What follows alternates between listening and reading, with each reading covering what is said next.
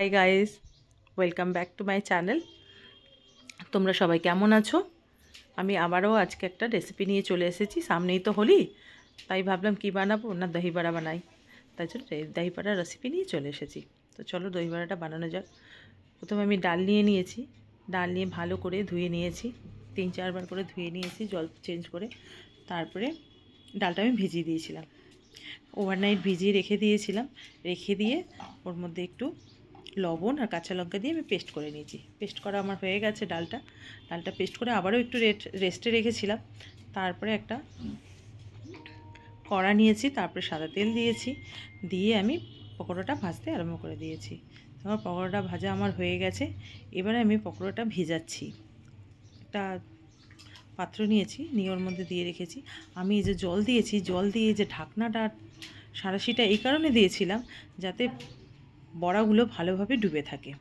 তো আমার ডুবে একদম পুরো বড়াগুলো নরম হয়ে গেছে। আমি জল এখানে চেপে নিয়ে নিচ্ছি। আমার জল চেপে নেওয়া হয়ে গেছে।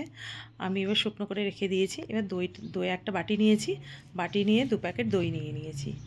দইটা ভালো করে ঢেলে নিয়েছি। নেওয়ার পরে এই দইটা ভালো করে ফাটতে হবে। তো আমি কিছুটা জল দিয়ে দিয়েছি দইয়ের মধ্যে, বেশি জল দিইনি, আমি অল্প একটু জল দিয়েছি। দিয়ে ভালো করে ফাটছি। আর সঙ্গে ওর মধ্যে একটু চিনিও দিয়ে দিয়েছি। চিনি আর লবণ দিয়ে ভালো করে ফেটে নিচ্ছি, যাতে একদম পুরো মিলিয়ে যায়। ভালোভাবে মিক্স হয়ে গেলে, দানা দানা না থাকলে দইটা, তাহলে ভালোভাবে ওর মধ্যে দই বড়ার মধ্যে যাবে আর টেস্টটাও ভালো আসবে।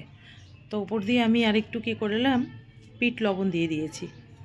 বিট লবণ না দিলে ভালো স্বাদ হবে আর খেতেও বেশ সুন্দর লাগবে। তো সেই জন্য আবারও বিট লবণটা দিয়ে ভালো করে আমি মিশিয়ে নিয়েছি। আমার মেশানো কমপ্লিট হয়ে গেছে। আমি একটু কিছু মশলা এর মধ্যে একে একে দিয়ে দেবো।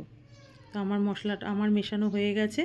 এবার উপর দিয়ে আমি একটু গোলমরিচ দিয়ে দিলাম, আর একটু যে আমি ভাজা মশলা কিছু করে রেখেছি সেটাও দিয়েছি, আর উপরে একটু চাট মশলা দিয়ে দিলাম। দিয়ে এবার আবারও ভালো করে মেলাচ্ছি। মেলানো আমার হয়ে গেছে। আমি একটা বাটি নিয়েছি, ওর মধ্যে কিছুটা বড়া নিয়ে নিয়েছি। বড়াগুলো আমি ফাটাইনি এই কারণে, বড়াগুলো খুব নরম হয়ে রয়েছে, একটু ফাটলেই পুরো ফেটে যাবে। তো আমার ফাটাবার দরকার নেই, যেহেতু আমি ওভারনাইটে রেখেছি। তো বড়াগুলো নিয়ে নিয়েছি, নিয়ে ওর মধ্যে যে আমি মশলা দিয়ে যে দইটা তৈরি করে রেখেছি, দইটা এখানে আমি দিয়ে দিচ্ছি।